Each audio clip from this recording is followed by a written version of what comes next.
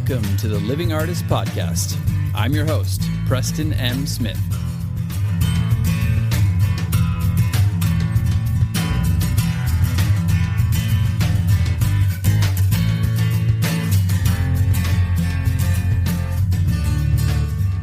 Hey, everybody. Welcome to the Living Artist Podcast. I'm Preston M. Smith, at PMS Artwork everywhere on internet land and socials. I want to thank you for landing on this podcast. Whether you're a professional artist, just getting started in the art world, a collector of art, or just consider yourself a creative person, this podcast has something for you. I like to think of it as a fun way to rant and talk to other creative people about living the life of an artist, surviving and getting ahead in the art world, and enjoying your life. But most importantly, not waiting until you're dead to make it happen. All right, let's get started.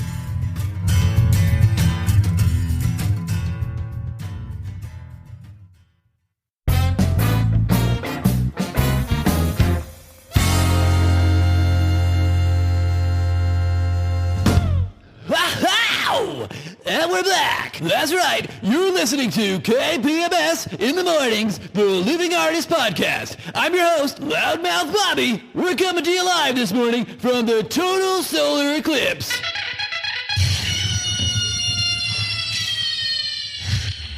This first tune goes out to all you sun gazers, but remember, don't look directly at the sun, you crazy kids. Turn around. Every now and then I get a little bit lonely and you never come around. Turn around, bright eyes. Nothing I can say, total eclipse of the sun. Well, I think I speak for all of us when I say, what the hell was that? And on that note, I quit.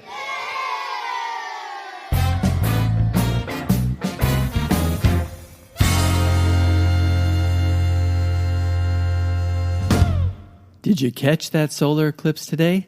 Huh? Yeah, I didn't either. I was in the studio. I forced myself to get in there to get some positive energy going, and I missed the total solar eclipse, but I thought I would have a little tribute to it with Mumford at the beginning. Look for the album Mumford Sings the Hits coming out soon. Actually, that'd be kind of fun to do. Little side project. Can anybody say side hustle? Well, as you said at the beginning, we're back for another episode of the Living Artist Podcast. And not much has changed on my end here, waiting for some test results to come back. And while I do, I thought what better way to pass the time than to bring another episode to you all out there. Hope everybody's doing well. If you're looking at the total solar eclipse, I hope you're looking at it through those spiffy old school glasses or whatever they do. I think they make you like prick a hole in a piece of paper or something. I don't remember how they do it. Anyway, hope you're being safe, whatever method you're choosing to look at the total solar eclipse. And what are we going to talk about today? Well, I thought about in total thematic fashion, we would talk about the whole concept of being eclipsed as an artist. I know a lot of you out there who are listening to this work very hard at your art career, work very hard at your art and getting it out there and marketing it and putting it up online and getting in galleries and going to shows, all that jazz. And maybe you're feeling like you're not really getting the love that you deserve, or maybe you're being eclipsed. Eclipsed by somebody else out there, another artist who's shining a bit brighter right now. Well, not to worry, everybody, because take it from somebody who's been doing this for quite a long time. I've been through all seasons and all stages of this, and it ebbs and flows. There are true seasons of when you put in the work, when you reap what you've sowed. A lot of times it just, there are seasons, like you have to put in the work, you have to do the stuff, you have to be tireless and fearless and not really be concerned with the results and just bide your time until these crops start to grow that you've planted a long time ago, to use the same metaphor. But yeah, it's one of those things where it's really easy today with social media. You get on there and you see other people like doing all this stuff, killing it. And I'm sure these people have all looked at you at one point or another and been like, oh man, they're just doing all these things. And I've had some periods where I haven't been selling as well, but I've sold a couple pieces and then I've had people be like, man, you're killing it. And I'm like, really? Because I feel like I'm not killing it right now at the moment. But there's other times when I'm selling like 8 to 10 or 12 pieces in a month and, nobody says anything. Or people are looking at it and maybe they have their own thoughts about that. Whatever. It's not up to me to be concerned with other people are thinking. But what I'm concerned with talking about today actually is how you prime yourself to have a good mindset when it comes to these things, and just to keep your head down, keep working, and do the things that you're doing. And if things aren't happening and they're consistently not happening for you over a very long period of time, there are some tweaks that you might want to think about applying to your career. But just know first and foremost that, like I said, there are seasons. If you're really putting in the work, if you're doing all the things I'm telling you to do, and so far it hasn't really hit for you, well, it doesn't always hit the same way for each person. So you need to find little nuances and variety in those strategies, but also it doesn't always hit at the same time for each person. Like one person might hit really fast. Like I know some people who've joined Shockbox who haven't been painting very long, and they, rose very quickly to prominence in the art world, or the local art world at least. And it just shows you what can be accomplished with the right community and the right hard work and the right marketing and the right work ethic. But it also might not happen for you if you're doing the exact same thing. So what I'm here to say is that you could be one of those people who hit right away. You could be one of those people who hit in the middle. You could be one of those people who are late bloomers. Like I've been a late bloomer in a lot of things. Like when I was doing theater, I was really slow going at the beginning, and I was, timid. And then by the end of my acting career in theater, at least as far as at the college level, I was like winning awards and like getting cast in a lot of plays. And so I started really killing it at the end. So that's just a lesson to everybody that it can happen in different ways for each person. Don't look at one person's success or one person's arc and go, oh, that's exactly how I need to do it. I mean, you can apply the techniques and tactics that person has used, but don't assume that because you're doing that, you're going to rise to success or prominence in the same way or the same timeline that they are. So that's very important to think about it first. So just keep doing your work, keep a positive attitude, keep putting your stuff out there. And if it's not positive, I mean, like you can be jealous. Sure, that's a normal human emotion. But, you can use that in a positive way. You can turn that into fuel on the fire to go in and create more and to like up your game a bit, do some other things. So that's the first thing. But secondly, like I said, if you are doing all the right things, quote unquote right things, whatever that means, it's different for each person. But let's say you're really just putting a bunch of effort out there. You're doing everything. You're ticking all the boxes. You are creating the work. You're marketing the work. You're showing in shows. You have some collectors. You have people who like your work. Maybe you've gotten good reviews, so on and so forth. And you're still really not just like killing it as an artist.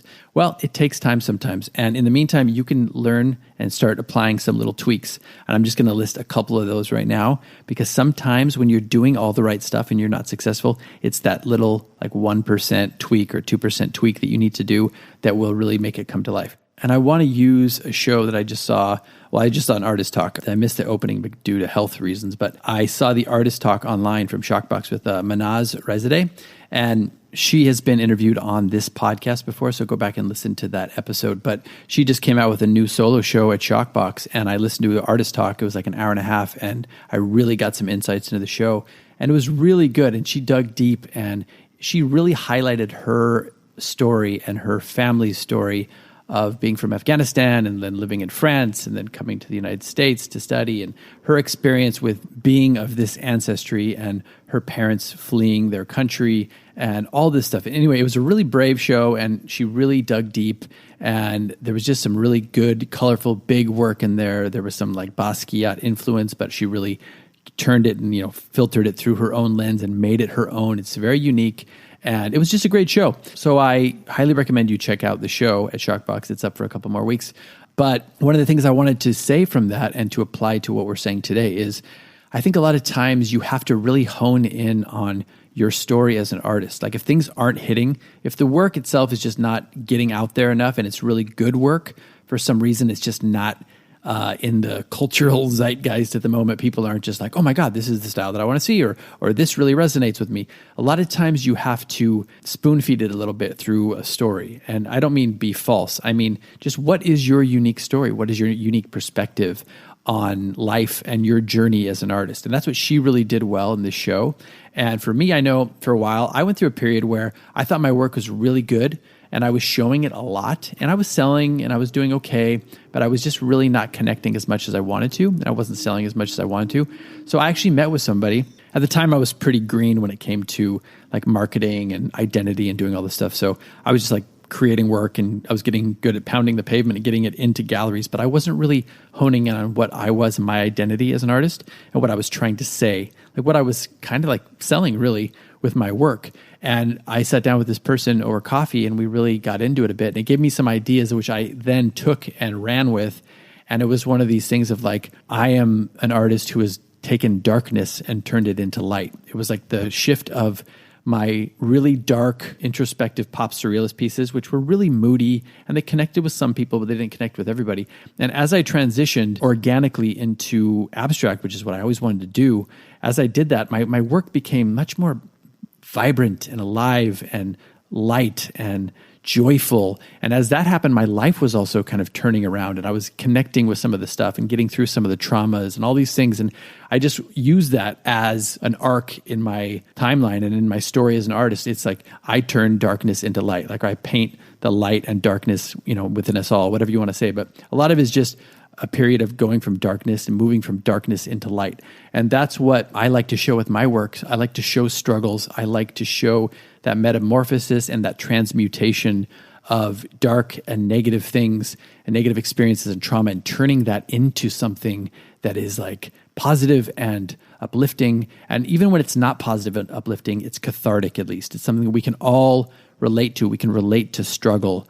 We can relate to what that's like, and turning a negative into a positive. I had a documentary made of me called Negativity to Positivity, and that's when I was kind of figuring that stuff out in that period. And it was something that I really thought of. It was like talking about this whole idea of artists, sometimes sabotaging themselves because they want success, but deep down, they don't really think they deserve success. That's what the documentary was about. And it was all about turning negativity into creativity and like believing in yourself. So I think that's really important. If you're not turning that corner, what is it about you and your story and your life? And you can get as granular as you want, or you can get kind of as general and lofty as you want. It doesn't have to be, down to the nitty gritty. This happened to me, and then this happened to me, and this happened to me. It can be more about, these are the feelings and emotions I try to articulate in my work because of so-and-so, whatever happened, fill in the blank.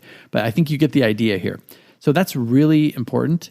And then another thing you can do to kind of tighten the screws is, and I know you're going to say, oh, we've heard it before, but really it's mindset. Mindset is everything. How you look at the world, how you look at your career, how you look at collectors and the general, society at the moment is all mindset. Like I can get into a funk recently with all the health troubles I've had, and then getting on the road, I see it through a lens and I'm like, everybody's just driving like shit. And they're like, I see more crazy drivers out there. But really, it's a mindset thing. It's a lens that I'm looking at the world through. And I'm sure there's a little bit of that. I know people are a little on edge at the moment, but some of it is a mindset. Some of it is a lens that I'm looking through. So I encourage you, if this is happening to you as well, to sit down, do an introspective session or 2 or 4 or however many it takes, and do a deep dive into your own psyche and mindset, and try to find and discover these blocks that you have. What is a block? What is something that you think is true that may or may not be true? That's something that is so invaluable. You can look at the work of Byron Katie. If you don't believe me, she has this thing called The Work, where you question your beliefs, you question commonly held beliefs that you've had that might be holding you back, and you kind of flip it around and you look at it from different angles, and then you apply it to yourself. And it really allows you and kind of encourages you to have empathy for other people, but also to challenge your own beliefs and to see things that might be holding you back in life. So I highly recommend you doing that in your own life and in your own career. And check out Byron Katie. There's other people who do this stuff as well. But that's another technique you can use where it's a little tweak. Actually, it's kind of a big tweak, but you can't really see it on the surface. It's a tweak inside of you that can go a long way to turning your career from, oh, I'm hitting up against a wall, to all of a sudden the floodgates are open. So that's another one. And we'll talk about one more quickly. And that is a seemingly simple exercise, but it can be very difficult for us because we all fall into these patterns and we get in our comfort zones. And that is to change up your habits and routines a bit. If you're in a rut, if you're doing all these things and things are not at the place that you want them to be, maybe it's that you are stuck in an old and kind of tired pattern. And maybe you're stuck in a comfort zone. Take a ride into the comfort zone. Sorry about that. But you can be stuck in a comfort zone. And I do that too. I mean, we all do that as human beings. Maybe we have some success with something and we just start repeating it. And maybe you're getting success for a while. And then after a while, it starts to peter out. And you're like, why is this not giving me the same results anymore? Well, because maybe that well is run dry, or maybe you're just getting a little tired and lackadaisical because you've done it so many times. It's lost that spark, it's lost that verve. So I would recommend doing something else, getting out of the comfort zone, doing something that maybe you see other people doing that you're like, I'm not good at that. Well, just try it. You never know. Sometimes you're just your own worst enemy and you put a block on yourself that's unwarranted and you think, oh, I can't do this. And then when you do it, not only will you discover that you can do it and it's empowering, but it's like, what else can I do that I've been holding myself back from? I think that's a really important one. A lot of times I find that with me, it's just like, if I've been doing the same thing over and over again, it's like, well, what if today I just took the day off and went to the beach, and then I go to the beach and I have an epiphany at the beach. And it's like, oh my God, I just realized something. And it was like, no, you got to keep working. I'm kind of a workaholic when it comes to stuff like that. But a lot of times, sometimes you just need some space to let some ideas in. And maybe it's not that, maybe you don't need space, but maybe you just need a different routine. Maybe if you're sitting at home all the time, just focusing on online, maybe you need to make a list of galleries, local galleries, and reach out to those galleries or pound the pavement and walk in and do some things like that, drop off portfolios or make some connections with people, ask some people to refer you to other galleries, write some, grant proposals, whatever it is, something different that you haven't done or you haven't done in a while.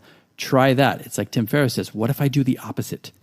Sometimes like I do that with my health. My health has suffered. Sometimes I'm like, I'm doing all these things. I'm doing everything right. I'm like tackling it from, a dietary standpoint, from a strength standpoint, from a sleep standpoint, from a biohacking standpoint, from a doctor standpoint. And it's not happening. Well, what if I do the opposite? What if I do something that like seemingly is bad for me and it gives me this hormetic stress that like all of a sudden wakes my body up? I haven't really done that all the way, but I've tried some of those things. And every once in a while, the opposite thing really works. And every once in a while, a different strategy will wake you up. And all of a sudden, it's kind of like you're not doing something just completely extraordinary all of a sudden, but your work starts selling. All of a sudden, you have a market. All of a sudden, you have a new collector base. So take some of these ideas and, think about if they apply to you. And if they don't apply to you, that's fine. There's other things you can do. You can start looking at the world through an abundance lens. You can start visualizing the world as abundant and as plenty of collectors out there for everybody. And, money flows to you freely and smoothly and blah, blah, blah, all that stuff. You can do all these different strategies. But those are just 3 that I wanted to talk about today and highlight because I think they can be very powerful. I'm going to stop for now because I think you can hear that my voice is kind of giving out. I'm kind of surprised I had the energy to do this one today, but it's fun to get on the podcast and talk to y'all. And it really makes me feel good. It gives me some good energy, and I hope it gives you good energy as well. I hope that you can take this and run with it. That's it, everybody. Hope everybody's doing well. Take care of yourselves. Take care of everybody else as usual. And we will catch you next time on the Living Artist Podcast. All right. And I need you more tonight. And I need you more than ever. And if you hold me tight, I'll be holding on forever. Once upon a time I was falling in love. This has been the Living Artist Podcast. Thank you so much for listening. I just want you to know that I appreciate you being here, and I'm grateful to be in your ears. Your art and creative life on this planet is meaningful, so thank you for sharing it with me. If you like this podcast, whatever platform you're listening to it on, please subscribe and share it with your friends. You can also leave me a positive review to show your support. This helps me to reach more people with the algorithmic magic and keep the show going strong. If you want to see more of what I do and check out the art that I create, you can visit my website at www.pmsartwork.com or follow me on social media everywhere at PMS Artwork. That's it for now. See you back here next time.